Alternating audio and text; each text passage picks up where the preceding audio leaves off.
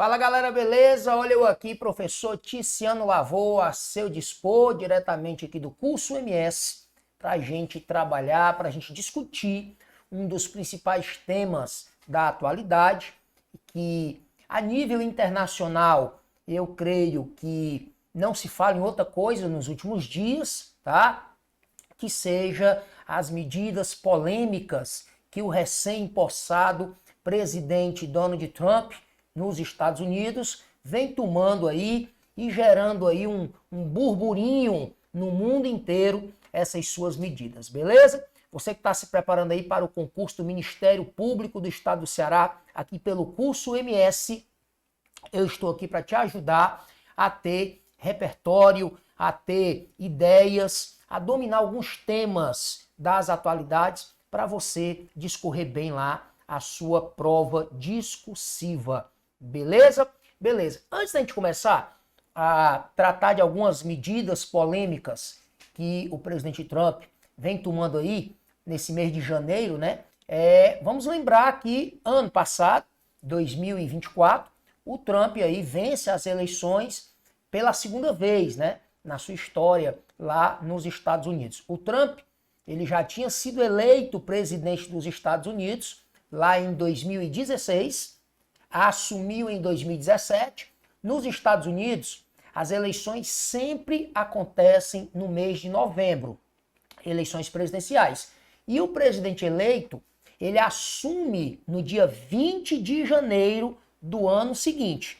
Então ele havia vencido em novembro de 2016, o Trump, que é do Partido Republicano, conseguiu derrotar a então, né, rival dele lá, a Hillary Clinton, que era do Partido Democrata. Em 20 de janeiro de 2017, ele assume pela primeira vez, aí ele fica, vou contar nos dedos, 4 anos.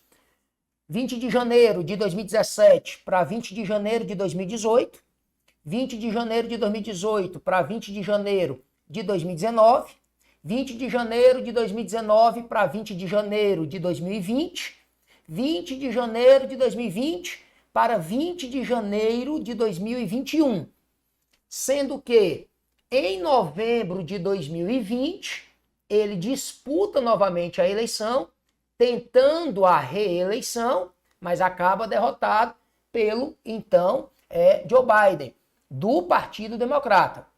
Então quem vai assumir em 20 de janeiro de 2021 é o Joe Biden. Joe Biden passou seus 4 anos, desistiu, aí assunto para outro momento, de disputar a reeleição, certo? Entregou aí a missão para sua então vice-presidente da República, Kamala Harris, que acabou sendo derrotada justamente por Donald Trump. Donald Trump vence em novembro de 2024 e assume agora assumiu, né, dia 20 de janeiro de 2025. Duas coisas que eu queria pontuar aqui acerca do sistema eleitoral norte-americano. Ele é um tanto quanto diferente do nosso sistema eleitoral. A começar pelo fato de, nos Estados Unidos, não ser obrigatório o voto, como é aqui no Brasil. Segunda diferença muito importante, nos Estados Unidos, a eleição não é direta, como é aqui no Brasil. Aqui no Brasil, no dia da eleição, você, eu, que vota, né, tiver pelo menos a idade mínima, tiver com todos os seus direitos políticos aí assegurados, A gente vai na urna e escolhe diretamente o candidato que você quer. Na eleição passada para presidente, não sei em quem você votou. Presidente Lula, ou então presidente Bolsonaro, ou qualquer outro que estava lá na disputa. Você foi lá e digitou o número dele e disse para a urna, eu quero esse aqui para presidente. E aí o mais votado, nós sabemos, ele ganha a eleição. Nos Estados Unidos não funciona assim. Nos Estados Unidos funciona mais ou menos assim. É um tanto quanto complexo o sistema eleitoral americano, mas dessa maneira que eu vou falar aqui você vai entender e é só o que você precisa, tá? Os Estados Unidos, eles são um país federativo, assim como nós. Eles são uma federação e são 50 estados. Aqui nós temos os 26, né, estados mais o Distrito Federal. Lá são 50 estados. Veja bem, eu vou colocar aqui o estado A e o estado B. Pode ser qualquer estado. Pode ser aí Califórnia, Texas, por exemplo. 2 dos 50 estados dos Estados Unidos. Lá funciona da seguinte forma. Vamos supor que o estado A, ele possua 50 delegados eleitorais. Eu explico já melhor sobre isso. O estado B possui 30 delegados eleitorais. Começa por aí a explicação. Cada estado americano possui um número X determinado de delegados eleitorais. E por que que varia? Varia de acordo com a população. Quem tem maior população tem um maior número de delegados eleitorais. Aí como é que funciona? O eleitor, cidadão americano, aqui ó, a população, quem vota, vai para as urnas dizer, eu quero, por exemplo, na eleição passada, eu quero o presidente Trump para presidente, que é do Partido Republicano. Vou botar aqui, Partido Republicano. Aí esse outro bonequinho aqui vai lá e diz, não, eu quero a Kamala, que é do Partido Democrata. Então todos os eleitores, eles vão para as urnas e, dependendo de cada estado, né, as regras da eleição mudam. Por exemplo, tem estado que permite que você vote pelos correios. Tem estado que permite que você vote pela internet. Outro estado não permite. Vai variar de estado para estado. Mas no final das contas, vamos lá. Vamos supor que o estado A, tá, ele possua 100 mil eleitores. 100 mil votaram. Pronto, votaram. Não é nem possua, porque lá não é obrigatório votar. 100 mil pessoas votaram. Vamos supor que dessas 100 mil pessoas,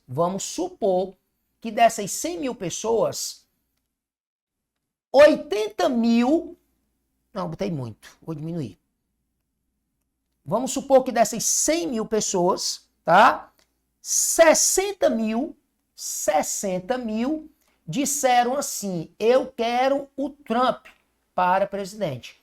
E as outras 40 mil disseram, eu quero a Kamala para presidente. Moral da história, nesse estado A, ganhou o Trump, não ganhou? Pois todos esses 50 delegados, todos os 50 delegados serão do partido que? Republicano. Vamos para o estado B. Vamos supor que no estado B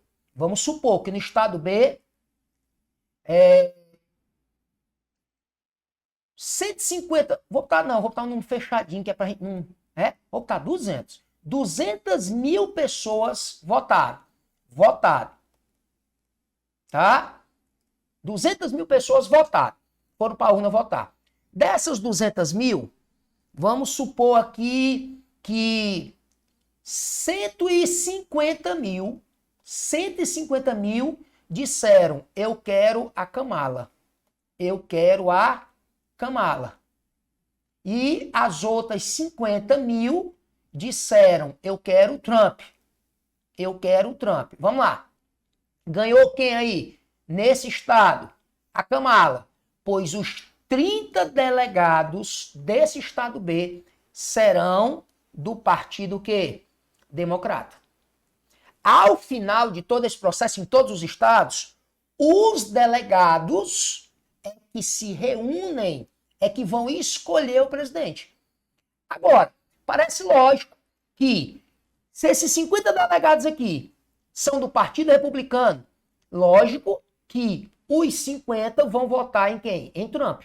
Se esses 30 delegados do estado B são do Partido Democrata, lógico que os 30 vão votar em Kamala. Lógico, entre aspas. Porque pode sim acontecer, não é proibido, de um delegado ser, mesmo sendo do partido, votar no outro candidato. Mas isso não tem lógica. Por que ele é daquele partido então? Então, quando um candidato ganha num determinado estado, ele leva todos os delegados daquele estado. Agora, olhe só, uma das maiores críticas que esse sistema eleitoral nos Estados Unidos acarreta. Vamos supor que nos Estados Unidos sejam só esses 2 estados.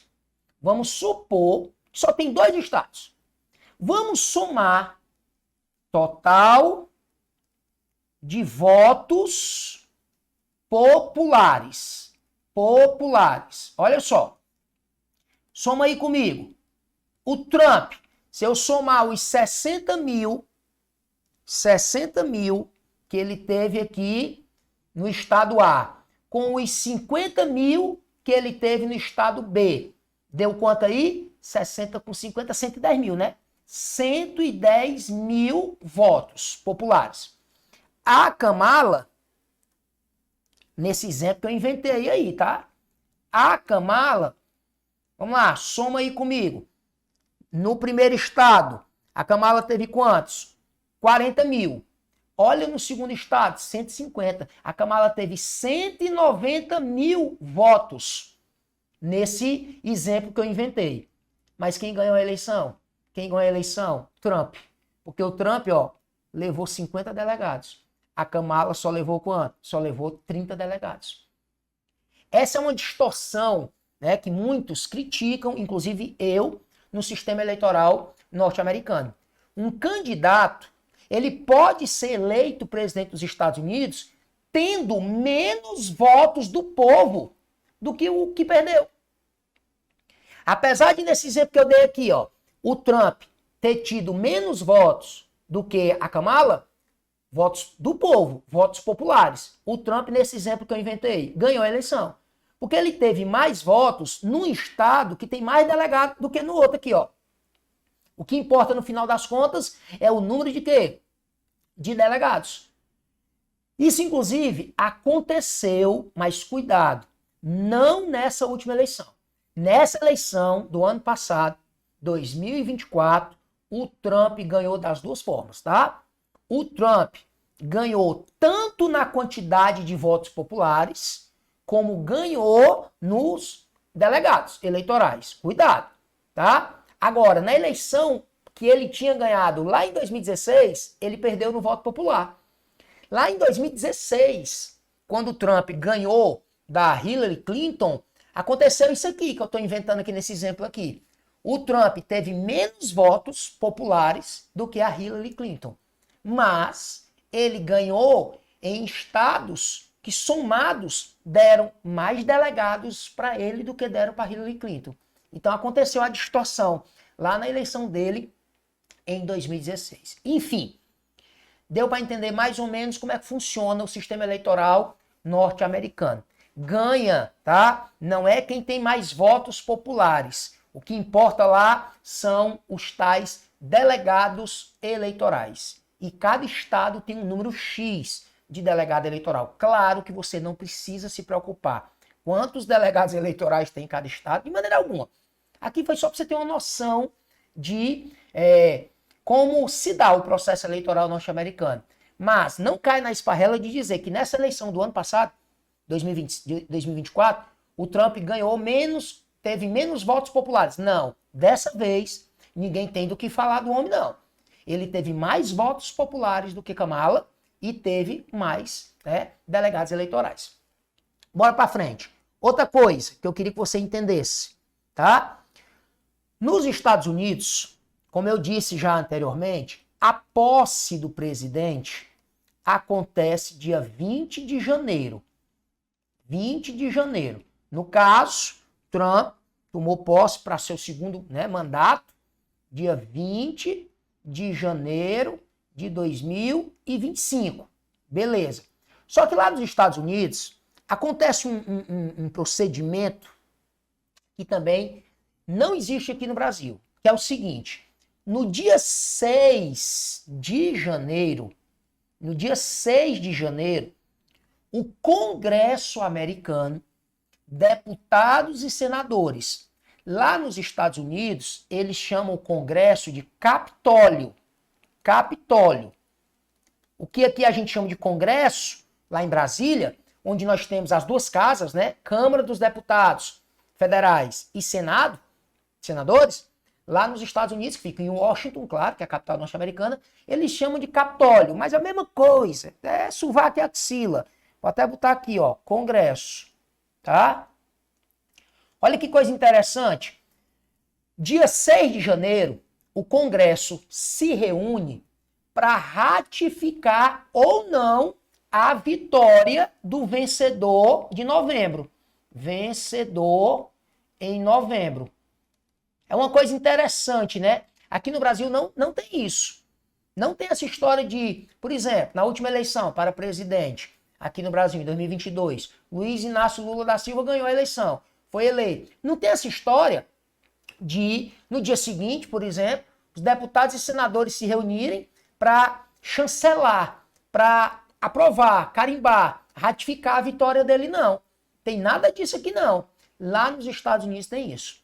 No dia 6 de janeiro, eles se reúnem no Capitólio, deputados e senadores, para chancelar, confirmar, ratificar a vitória do cara eleito lá em novembro. E no dia 6 de janeiro agora de 2025, o Capitólio se reuniu, não aconteceu nada de espetacular e carimbou, ratificou, confirmou a vitória do Trump. Por que eu estou falando disso? Porque você deve lembrar que na eleição anterior a essa, em 2020, em novembro de 2020, quem ganhou a eleição? Joe Biden, do Partido Democrata. Aí no dia 6 de janeiro de 2021, o Capitólio, deputados e senadores, se reuniu lá em Washington para ratificar a vitória de Joe Biden.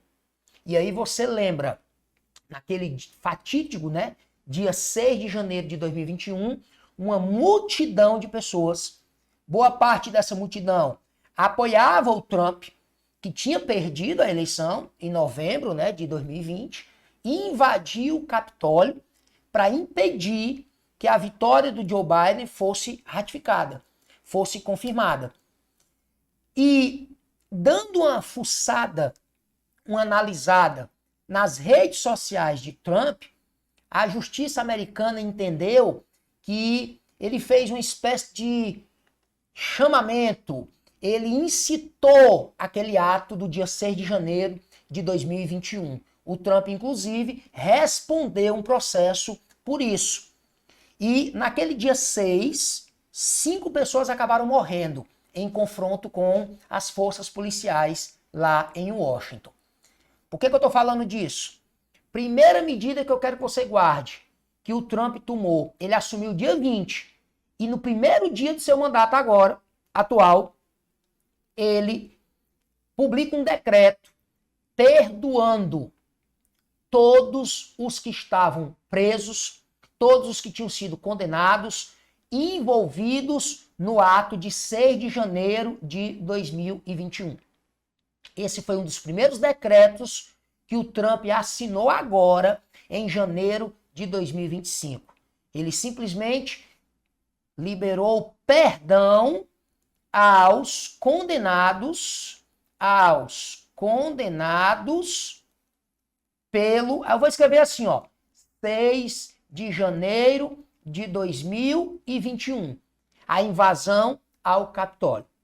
E aí, a gente pode fazer uma analogia, puxar um link com um episódio semelhante que aconteceu aqui no Brasil. Você vai lembrar. Em 2022, só que aqui no Brasil as eleições para presidente, né, são em outubro. Em outubro de 2022, eleições para presidente, Luiz Inácio Lula da Silva é eleito. O candidato derrotado, Jair Messias Bolsonaro, alega que as urnas eletrônicas no Brasil não são confiáveis e que não confiou no resultado das eleições. No dia 1º de janeiro de 2023, Luiz Inácio Lula da Silva toma posse. No Brasil, a posse é dia 1º de janeiro, se bem que mudou, tá? A última vez que um presidente tomou posse, dia 1º de janeiro, foi o Lula, agora dia 1º de janeiro de 2023. Foi a última vez, tá? A Constituição foi alterada e o presidente da República assumirá agora dia 5 de janeiro. Houve uma emenda constitucional que alterou a data de posse do presidente da República. Passou do dia 1º para o dia 5 de janeiro, tá? O próximo. Mas vamos lá. Dia 1º de janeiro de 2023, um domingo, Luiz Inácio Lula da Silva assumiu a presidência para o seu 3º mandato, se tornando, inclusive, né, o primeiro eleito de forma direta da história do Brasil por 3 vezes. Ele assume dia 1º de janeiro de 2023. E no domingo seguinte, dia 8 de janeiro de 2023, nós tivemos aquela manifestação em Brasília, onde milhares de pessoas invadiram as sedes dos 3 poderes. Invadiram o Palácio do Planalto, a sede do Poder Executivo, invadiram o Congresso, né, lá nos Estados Unidos chamam de Capitólio, e invadiram a sede do Supremo Tribunal Federal, o STF, né, a maior autoridade, a Suprema Corte, né, do Poder Judiciário brasileiro. E, você lembra muito bem disso, foi aquele ato de puro vandalismo. Eu não vou nem aqui discutir, tá? E aconselho você também a não entrar nessa seara, a não entrar nesse terreno da ideologia, da polarização. Banca nenhuma entra nessa seara, tá? Banca nenhuma. Eu não vou nem discutir se estavam certos, estavam errados no mérito. Porque muitos ali diziam que a vitória do então, né, eleito presidente Lula foi fraudulenta e que as urnas estavam, né, usavam um termo batizadas, aquela coisa. Não vou discutir isso aqui não. Eu só sei que boa parte daqueles participantes são, sim, apoiadores do Jair Messias Bolsonaro e não concordaram com a vitória de Luiz Inácio Lula da Silva. Apesar de você dizer que todos, aí você está correndo um risco de generalizar. Nem todos. Tinha gente ali curiosa, que passou e viu aquela confusão toda e parou. Tinha gente ali que foi comprar um pão de manhã cedo. Tinha gente ali, tinha um bebinho que passou, achou que era a Copa do Mundo, todo mundo vestido ali de verde e amarelo. Mas enfim, o 8 de janeiro de 2023 foi associado, foi feita uma comparação com o 6 de janeiro de 2021, que tinha acontecido lá nos Estados Unidos, onde manifestantes não concordaram com o resultado das urnas. E os 2 atos, né, passaram a ser vistos aí como um ato de risco, um ato de ferir a democracia, tanto nos Estados Unidos como aqui no Brasil. E eu digo, como eu falei agora há pouco, sem querer entrar no mérito da coisa, com certeza foram manifestações o quê? Inconstitucionais. Porque a Constituição brasileira, de 1988, ela nos garante sim o direito de livre manifestação. Tá? Mas depredação do patrimônio público, violência, quebra, ameaça, aqueles atos de vandalismo ali, não. A manifestação do 8 de janeiro de 2023 ultrapassou sim os limites constitucionais. Então há essa comparação que pode ser feita entre o 8 de janeiro de 2023 no Brasil e o 6 de janeiro de 2021 nos Estados Unidos. Mas voltando aqui às primeiras medidas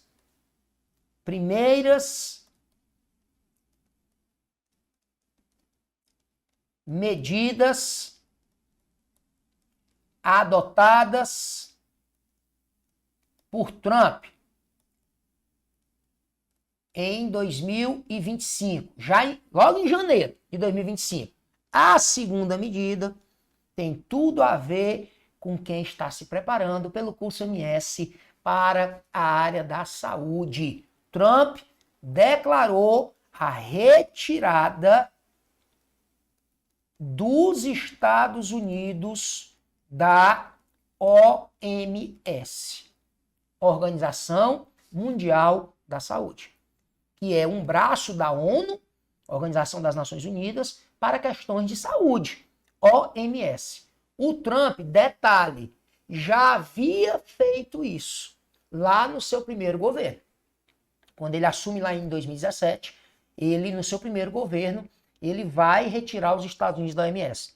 O Trump alega que o dinheiro que os Estados Unidos fornecem anualmente à OMS, acredita-se aí que gira em torno de 5 bilhões de dólares por ano.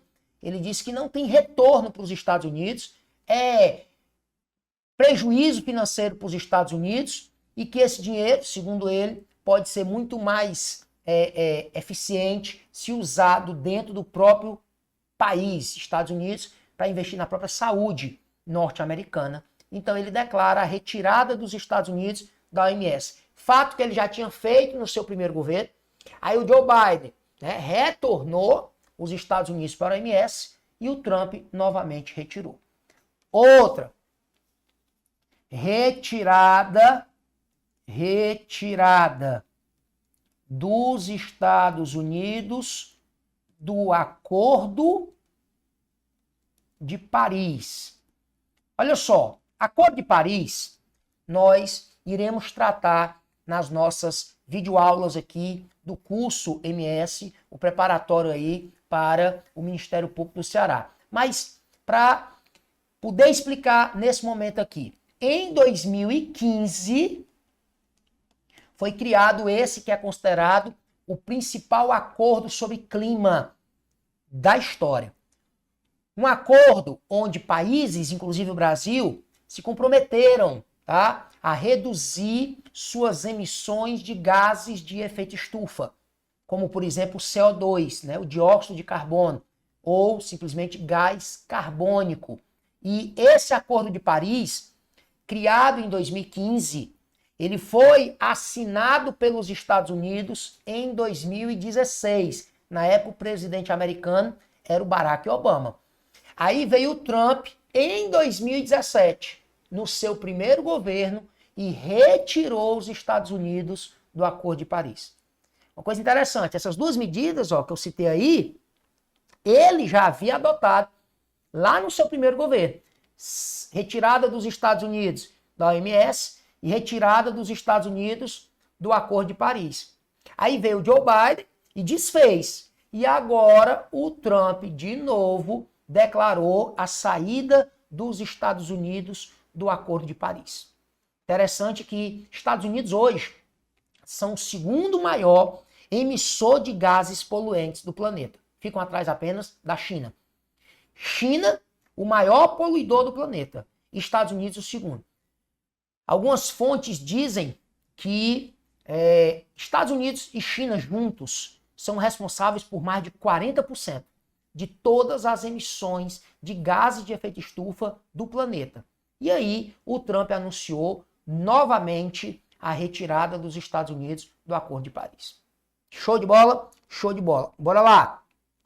Trump anunciou também que vai pegar pesado com a imigração ilegal. Agora, olha só, não fique chateado comigo não. O que o Trump está fazendo, tá, em relação a imigrantes ilegais, não é tão diferente do que Biden fazia e de que Barack Obama fazia. Barack Obama, para quem não sabia, do Partido Democrata, se tornou o presidente dos Estados Unidos que mais deportou imigrantes ilegais dos Estados Unidos. Agora, claro que tudo que Trump fala, certo? Acaba reverberando mais, né? Acaba soando mais. Por quê? Porque o próprio jeito falastrão, espalhafatoso do Trump faz com que tudo que ele fale, que ele faça, gere uma dimensão, crie uma dimensão maior ainda, tá? A maneira como ele se expressa, né, faz com que a coisa ganhe uma dimensão mais alarmante ainda. Agora, o Trump, ele simplesmente suspendeu, certo? Suspendeu uma lei norte-americana que diz que se uma criança nascer em território americano, não importa se é filho de quem, não importa a situação dos pais, nasceu em solo americano, automaticamente ganha a cidadania americana. Ele simplesmente suspendeu essa regra, vamos dizer assim, nos Estados Unidos. Só que ele está enfrentando, né, uma resistência do judiciário, tá?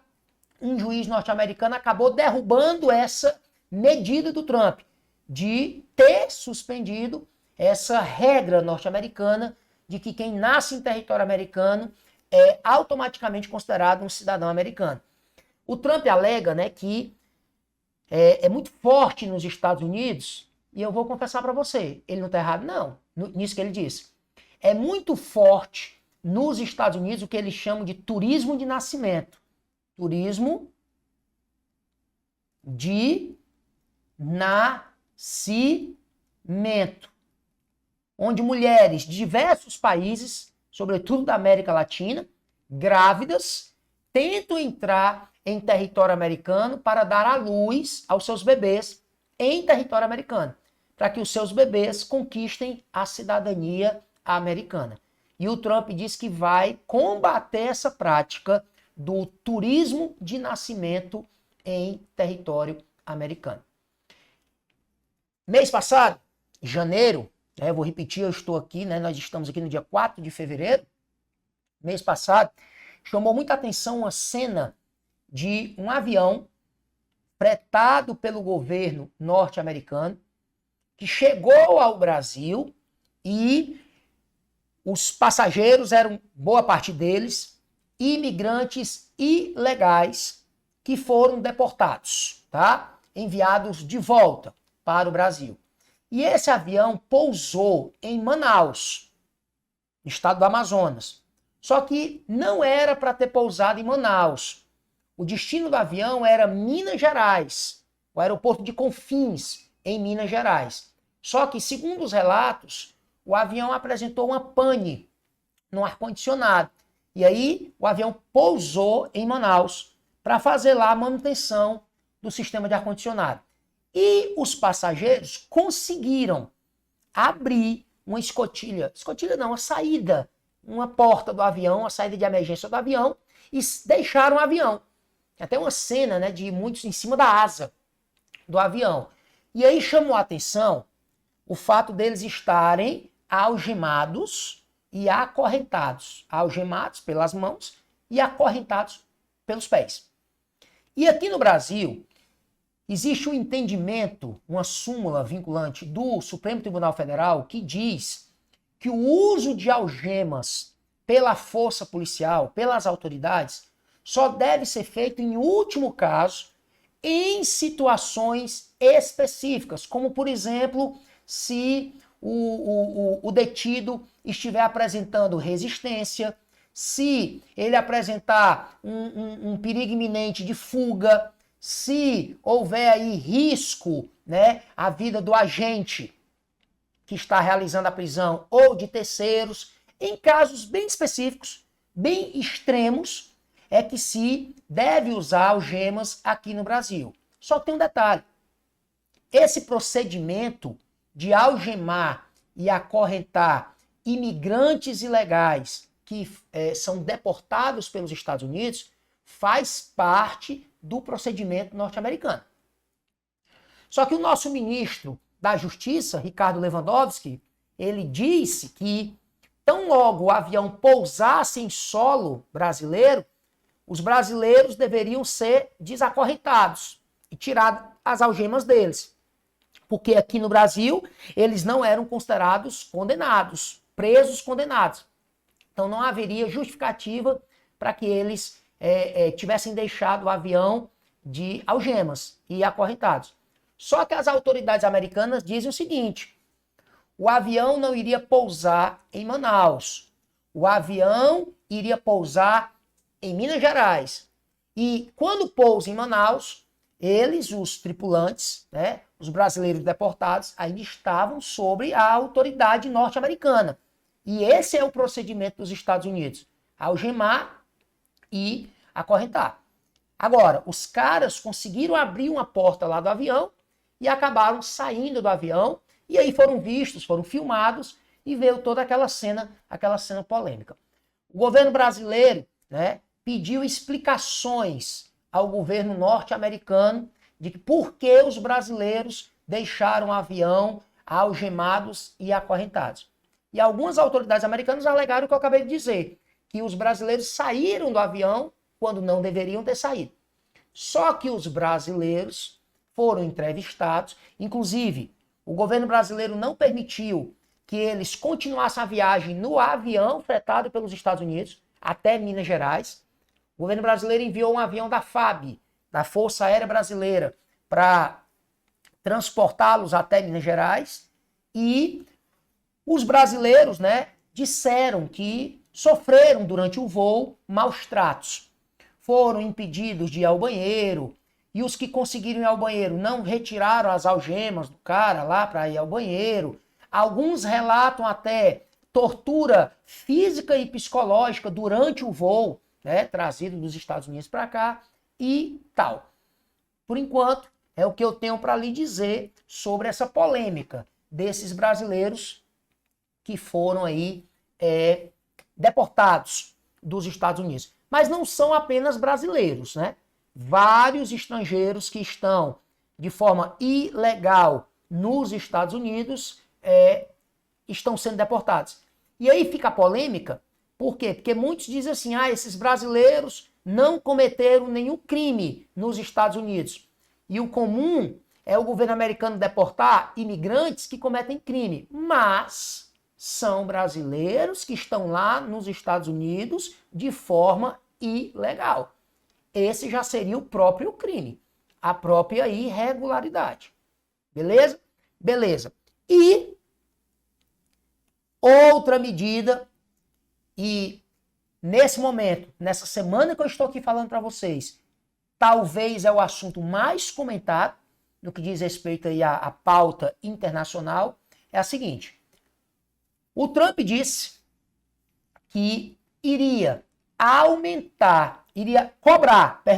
cobrar tarifas. Faz o seguinte, eu vou sumir, para se você quiser bater um printzinho dessa tela, porque eu vou limpar a tela, tá? Vai. Rocha. Enquanto isso, bate um printzinho aí. Enquanto isso, eu vou beber aqui 2 carocinhos d'água. Vou apagar, tá?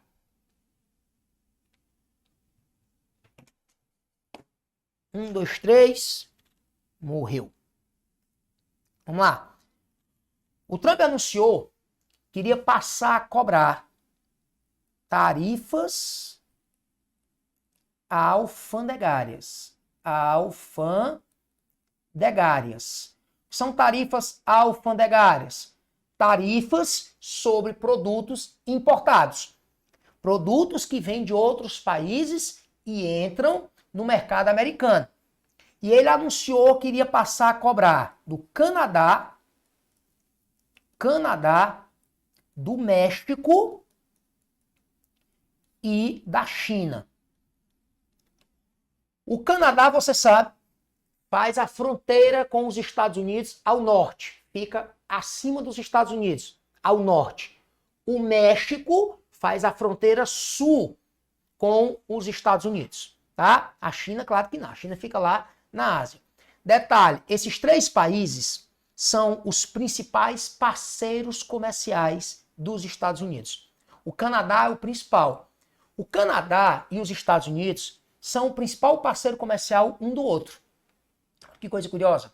Como assim? Quem mais compra os produtos do Canadá? Estados Unidos. E quem mais compra os produtos dos Estados Unidos? O Canadá. Eles são o principal parceiro comercial um do outro. Enfim, esses 3 aí, Canadá, México e Estados Unidos, e China, perdão, são os 3 principais parceiros comerciais dos Estados Unidos. E o que foi que o Trump anunciou? Os produtos vindos do Canadá e do México passarão a pagar 25% de tarifa alfandegária. Com exceção do petróleo, o Canadá vende petróleo, muito petróleo para os Estados Unidos, o petróleo do Canadá passaria a pagar 10%. E os produtos vindos da China passarão a pagar 10% de tarifa alfandegária. Aí vamos lá. Qual é a justificativa que os Estados Unidos estão dando aqui? Todo mundo sabe que a balança comercial norte-americana em relação a esses 3 países, ela é desequilibrada. Como assim? Os Estados Unidos vendem para esses 3 países muito mais do que esses 3 países compram dos Estados Unidos.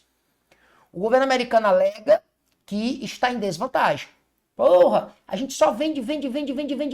Perdão, a gente só compra deles. Compra. E eles não estão comprando da gente nem perto do que a gente compra deles. Então há um desequilíbrio. Na prática, não tenha dúvida, o que o Trump quer é equilibrar a sua balança comercial com esses 3 países, tá? Ele quer dificultar a entrada de produtos vindos desses 3 países.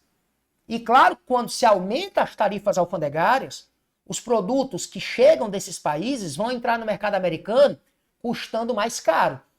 E aí a tendência é que a população americana se recuse a comprar esses produtos. Na prática, a intenção dos Estados Unidos é equilibrar a sua balança comercial com esses 3 países. No entanto, de besta o Trump não tem nada. O Trump, para cobrar essas tarifas alfandegárias, ele precisaria da aprovação do Congresso americano, exceto se essa medida fosse com a justificativa de urgência nacional, segurança nacional ou justificativa de saúde pública. Saúde pública. Vamos lá. Se o motivo que ele alegar para essa cobrança de tarifas alfandegárias for urgência nacional, emergência nacional e motivo de saúde pública, ele não precisa da autorização do Congresso. Ele pode simplesmente meter-lhe a caneta e decretar a cobrança dessas tarifas.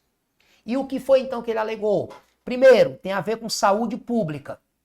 O Trump acusa os 3 países, principalmente a China, de não combater o tráfico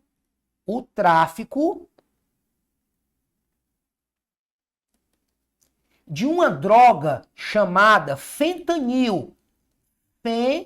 Não me pergunte como é não, que eu não conheço não, tá?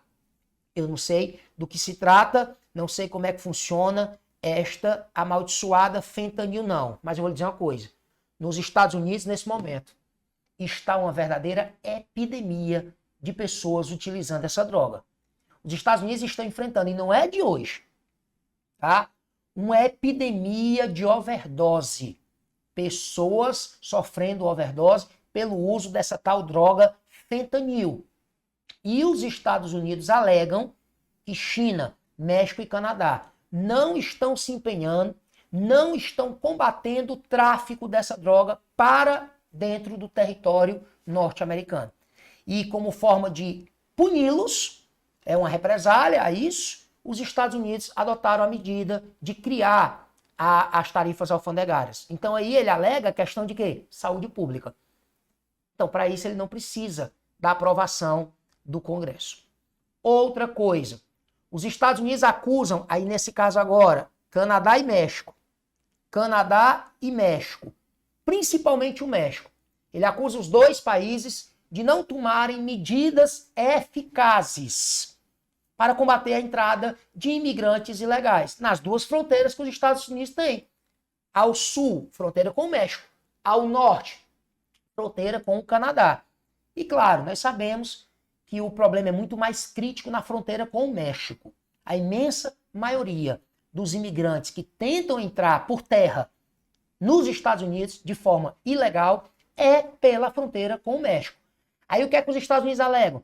Que os dois, México e Canadá, não estão tomando medidas eficazes para conter, para combater a imigração ilegal, a entrada de imigrantes ilegais pelas suas fronteiras com os Estados Unidos. Detalhe, essas medidas, né, elas foram, aqui agora, um pouquinho da minha bananada, essas medidas, elas foram anunciadas oficialmente, né, porque lá no dia que ele tomou posse, no dia 20 de janeiro, ele já tinha falado que ia fazer isso. Agora, oficialmente, elas foram anunciadas, inclusive esses percentuais, né, 25% sobre produtos canadenses e mexicanos, exceto o petróleo, que o Canadá vende para os Estados Unidos, que foi submetido à taxa de 10%, e 10% sobre produtos chineses. Oficialmente foi dia 1º agora de fevereiro. Se eu não estiver enganado, dia 1º, vamos lá, lembro não. Dia 1º de fevereiro. Aí no dia seguinte, a presidente do México liga pro Trump e passa bem uma hora, menino, bem uma hora usando, e foi a cobrar a ligação com o Trump. E logo em seguida, o primeiro-ministro do Canadá também passa-se umas 2 horas no telefone com o Trump. Eis que o Trump resolveu adiar a cobrança das tarifas sobre o México e sobre o Canadá. Por quê? Os dois países prometeram, primeiro que prometeu foi o México. A presidente do México prometeu enviar para a sua fronteira 10 mil homens para fazer ali a vigilância, a segurança da fronteira com os Estados Unidos, para tentar conter a passagem de imigrantes ilegais. Logo em seguida, o governo canadense fez uma promessa parecida, enviar cerca de 10 mil homens para a fronteira do Canadá com os Estados Unidos, para reforçar essa segurança na fronteira com os Estados Unidos. E aí o Trump anunciou, dia 2, que estaria adiando o início da cobrança dessas tarifas contra o Canadá e o México, tá? Aí ele disse, eu vou aguardar, ver se vocês cumprem a promessa. Se vocês cumprirem a promessa, a gente conversa. E agora o que eu tenho para dizer para você é que a gente está aguardando para ver se o México e o Canadá vão cumprir a promessa. Nós estamos aqui no dia 4 de fevereiro e aí você tem que continuar acompanhando as notícias, beleza? Enfim, como a alegação dos Estados Unidos foi urgência nacional, segurança nacional, com essa questão da imigração ilegal, e saúde pública, com essa questão do tráfico do fentanil, aí ele não precisou de autorização para adotar essas medidas. E a China? A China, aí bebê, mexer com a China, como dizia a vovó, o buraco é mais embaixo. Nós estamos falando hoje da segunda maior economia do planeta. A China hoje mesmo, antes de me caminhar aqui para os estúdios do curso MS, tenho que repetir, dia 4 de fevereiro, eu acompanhei as notícias de que a China já anunciou um contra-ataque. A China disse que vai cobrar, a partir de agora, 15% de tarifa alfandegária sobre o carvão mineral que os Estados Unidos vendem para a China, sobre o gás natural que os Estados Unidos vendem para a China. E vai cobrar 10% de tarifa alfandegária sobre o petróleo bruto que os Estados Unidos vendem para a China. Moral da história, se prepare, porque nós já estamos assistindo ao que a gente chama de guerra comercial Estados Unidos, China 2.0. Guerra comercial no sentido de quê? Um cobrando tarifa alfandegária do outro, o outro cobrando do outro. Guerra comercial. Por que 2.0? Porque lá no primeiro governo Trump, quando ele assumiu em 2017, o Trump também adotou essas medidas. Lá em 2017, o Trump começou a taxar uma série de produtos vindos da China. E a China retaliou, deu troco e também passou a taxar uma série de produtos que os Estados Unidos vendem para a China. Ou seja, as duas maiores potências do planeta protagonizando uma verdadeira o quê? Guerra comercial. E a China, inclusive, já enviou uma queixa, uma reclamação à OMC, Organização Mundial do Comércio, que também é um braço da ONU que cuida dessas questões de comércio internacional, né? Sempre que dois ou mais países estão aí se atritando, estão aí se estranhando por questões de comércio, quando um país está acusando o outro de que esse outro não está cumprindo regras internacionais de comércio e tal, aí eles recorrem à OMC, Organização Mundial do Comércio, pois a China acabou de enviar uma queixa para a OMC quanto a essas taxas que os Estados Unidos anunciaram. Beleza? Beleza. Para a gente encerrar, a pergunta é a seguinte, duas perguntas. Primeiro, professor, existe a possibilidade dos Estados Unidos fazerem isso também com o Brasil? Taxar produtos que o Brasil vende para os Estados Unidos? Primeira coisa, os Estados Unidos são hoje o nosso segundo principal parceiro comercial. Porque o primeiro é a China. Como assim, professor? Quem mais compra os nossos produtos hoje é China. Em segundo lugar, Estados Unidos. Anota e bota logo em terceiro, Argentina, tá? A Argentina é o nosso terceiro principal parceiro comercial. A pergunta é, tem perigo dos Estados Unidos também adotar essas tarifas alfandegárias sobre produtos brasileiros? Que tem. E se tratando aí de Trump, eu não duvido de nada. E desde quando o time do Fortaleza, conseguiu sair da Série C, eu não duvido mais de nada nesse mundo. No entanto, os especialistas em relações internacionais, em comércio internacional, eles acham pouco provável. Por quê?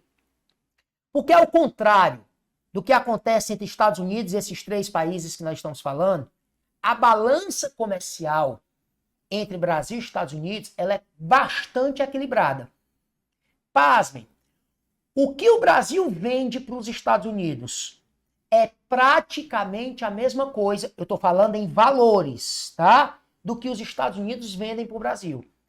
Há quem diga que a balança comercial entre Estados Unidos e Brasil hoje gira em torno de 40 bilhões de dólares. Um pouquinho mais, um pouquinho menos. Que o Brasil vende para os Estados Unidos e 40 bilhões de dólares que os Estados Unidos vendem para o Brasil.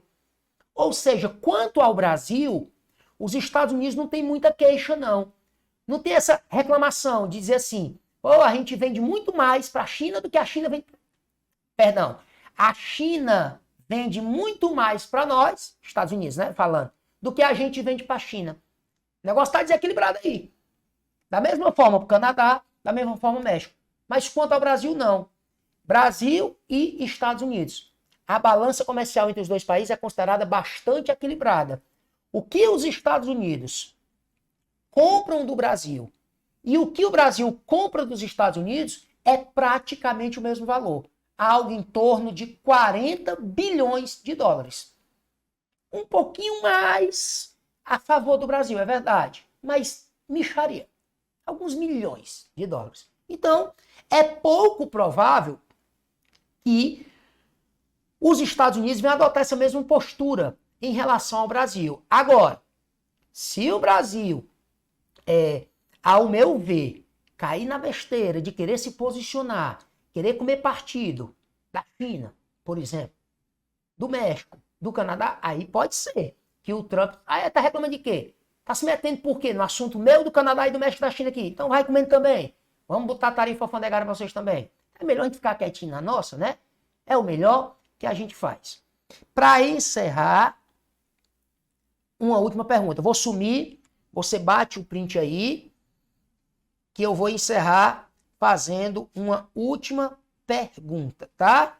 Que é a seguinte. E eu vou apagar. 1, 2, 3. 1, 2, 3. Apaguei. Quais as consequências que essa guerra comercial que o Trump está travando com a China, com o Canadá, com o México, né? Por mais que ele tenha adiado, né, o início das cobranças do Canadá e do México, como a gente falou. Quais as consequências que isso pode gerar para o mundo e, sobretudo, para o Brasil? Vamos lá, é bem simples. Ó, o México vende para os Estados Unidos, por exemplo, muita fruta,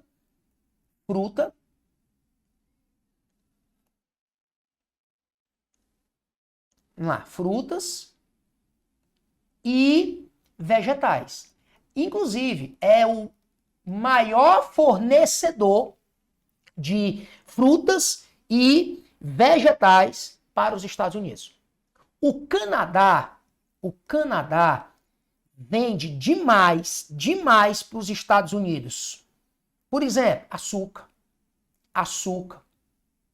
Por exemplo, proteína animal, carne, proteína animal, certo? O que mais? O Canadá vende muito petróleo para os Estados Unidos, como eu disse, petróleo e energia elétrica.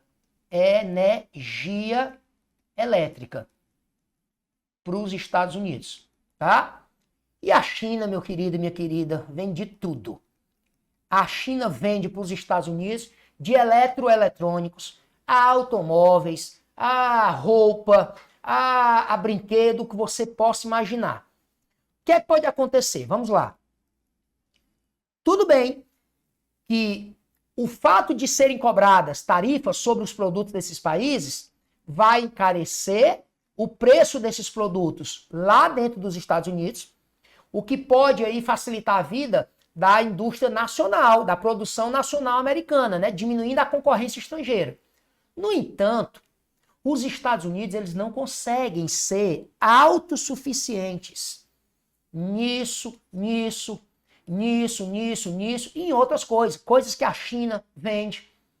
Então, vai encarecer o preço desses produtos vindos do México, do Canadá e da China para a própria população americana. Vai, claro. O que é que vai acontecer? Inflação nos Estados Unidos. E daí que os Estados Unidos também adotam uma medida.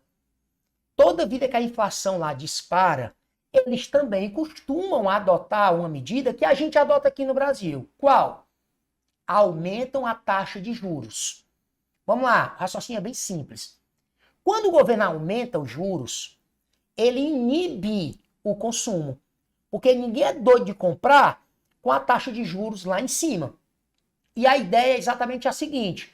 Quando aumenta-se a taxa de juros no país, aqui no Brasil a gente chama de Selic, né? Taxa básica, Selic.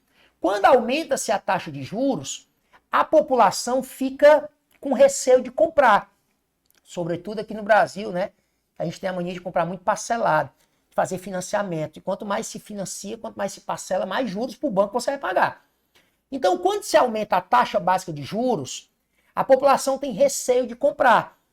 E aí diminuindo, freando o consumo pela lei da oferta e da procura.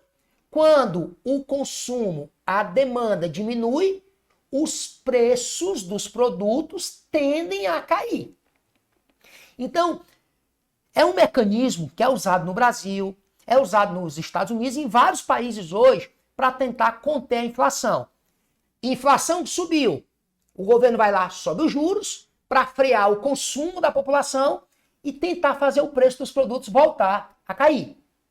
Beleza, beleza. Só que aí acontece o seguinte, inflação sobe, os juros sobem e toda vida que os juros nos Estados Unidos sobem, os investidores do mundo inteiro, e no Brasil não é diferente, correm para os Estados Unidos e levam os seus dólares para investir nos Estados Unidos. Para investir, por exemplo, em títulos da dívida pública norte-americana. Por quê? Porque os juros lá estão maior e quem investe em títulos de dívida pública recebe os seus lucros de acordo com os juros básicos do país. Quanto maior os juros, mais os investidores, os que investem na dívida do país, ganham, lucram. E por mais que os juros nos Estados Unidos seja bem menor do que o nosso, lá o risco do investidor levar calote, não receber o seu investimento, os seus lucros, é bem menor. Os investidores preferem ir para os Estados Unidos, onde os juros podem até ser menor do que aqui, mas a liquidez, né, que é o risco de levar calote, é mínimo. Aí o que é que acontece? Se a inflação lá aumentar, o governo vai aumentar os juros. E aí os investidores que têm dinheiro aqui no Brasil, dólares investidos no Brasil, vão retirar para investir lá. E aqui vai ficar menos dólar. E o dólar é um produto. Pela lei da oferta e da procura, se ficar menos dólar aqui, porque os investidores correram para lá, o valor do dólar vai disparar. O dólar vai subir. Já tem subido tanto, né? O dólar ultrapassou os R$6. E aí, com o dólar subindo aqui no Brasil, a inflação aqui sobe. Primeiro porque muitos produtos que nós produzimos aqui, que nós fabricamos aqui, possuem matéria-prima, algum insumo que vem de fora, importado. E tudo que a gente compra de fora, o pagamento é em dólar. Outra coisa, se o dólar subir, continuar subindo aqui, por exemplo, um produtor de carne, ele vai preferir pegar toda a sua produção de carne e vender para fora. Sabe por quê? Porque quando a gente vende para fora, a gente recebe o pagamento em dólar, bebê. O produtor de carne, o produtor de soja, o produtor de grãos, o produtor de escambau, ele prefere vender. E eu não tiro a razão do produtor, não. Porque se eu fosse produtor também, eu ia preferir vender para fora, porque o pagamento é em dólar. Para cada dólar que eu receber, bebê, é R$6 se eu converter. Então, é tudo uma coisa ligada à outra. Ó.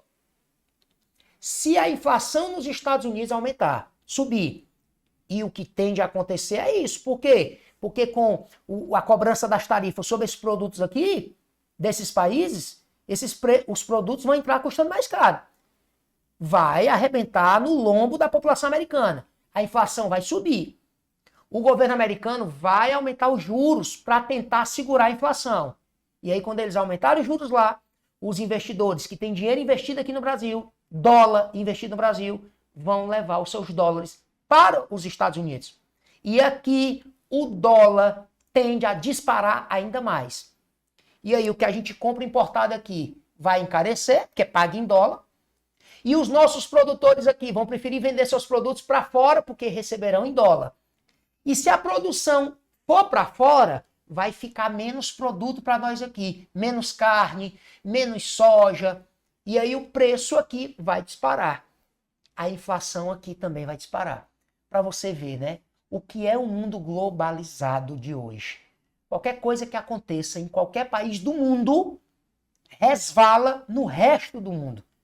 Principalmente quando se fala de Estados Unidos, quando se fala de China, que são as duas maiores potências do planeta. Qualquer coisa que aconteça com esses dois resvala no mundo inteiro. Beleza pura? Beleza pura. E é isso, eu vou encerrando por aqui esse assunto dessas polêmicas, né, dessas medidas polêmicas adotadas pelo presidente Trump, já aí no seu primeiro mês de mandato. O governo Trump 2.0, porque o governo 1.0 foi lá em 2017, quando ele assumiu na primeira vez. Cheiro pra tu, tchau, valeu. Ah, a propósito, claro, não ia deixar de dar esse recado. Você não perca a oportunidade, você que está me assistindo, de garantir a sua participação no curso MS para o concurso do MPCE. Entre em contato, a galera do curso vai colocar o link aí na descrição desse vídeo que você está assistindo aí, para você entrar em contato e se informar bem direitinho sobre o curso preparatório para o MPCE do curso MS aqui. Beleza? Cheiro pra tu, tchau, valeu!